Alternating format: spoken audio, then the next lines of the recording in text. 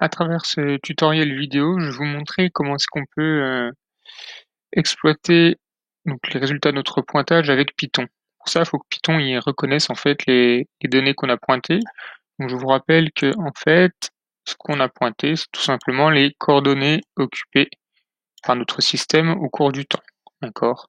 Donc là, on a ici un tableau avec les abscisses, les ordonnées en fonction du temps. Donc on va envoyer ce tableau là vers Python.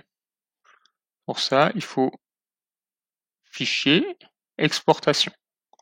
On va exporter un format texte, d'accord. Et ce qui est important, c'est que les décimales, Python, il reconnaît uniquement voilà, les séparateurs de décimales sous forme de points. D'accord, donc il faut bien enregistrer avec des séparateurs de décimales sous forme de points. Et bien évidemment, on va lui demander d'exporter et l'abscisse et l'ordonnée du mouvement. On dit OK. Donc là, il demande où est-ce qu'on veut enregistrer. Donc faites attention, vous ne pouvez pas enregistrer n'importe où sur votre session. Mettez ça dans vos documents. De préférence, vous allez mettre ça, en fait, je vais vous montrer, hop, dans le dossier qui contient le programme que vous allez utiliser. Alors, hop, SP première. Ici, on est dans le chapitre 13. Voilà. Et moi, j'ai fait un dossier où j'avais tous mes programmes Python sont là, et je l'appelais, vous l'appelez comme vous voulez. Moi, je l'appelais, par exemple, lapin. Hop. Et donc, dans mon dossier, là, j'ai bien mon lapin.txt qui vient de s'enregistrer. Vous avez vu, c'est bien le même dossier que celui où j'ai enregistré les programmes que je vais utiliser. Donc, une fois qu'on a ce fichier texte, vous double-cliquez, normalement il le modifie, il ouvre tout de suite avec ce qu'on appelle le bloc-notes. Donc ici, vous avez une colonne du temps. La deuxième colonne, ce sera l'abscisse du mouvement. Il répète de nouveau le temps, et vous avez l'ordonnée du mouvement. D'accord. Donc les colonnes 1 et 3 sont identiques et correspondent au temps. Donc Python, il est capable de reconnaître cette suite de données. D'accord. Et puis le programme qu'on utilise va être capable de les traiter.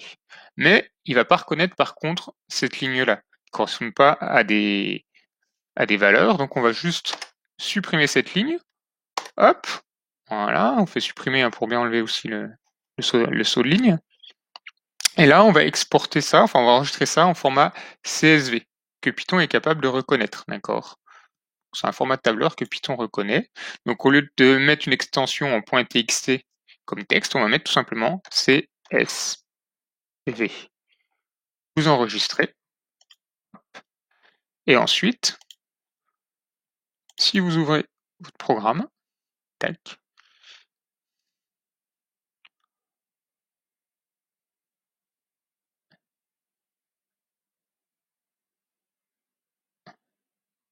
voilà. On a un bloc ici qui va nous permettre d'importer donc les données qu'on a pointées. Donc il faut juste ici mettre le nom de votre fichier. Donc moi je l'ai appelé lapin, donc je mets lapin. Et là en fait ensuite il va remplir le temps avec la première colonne, ensuite l'abscisse et l'ordonnée.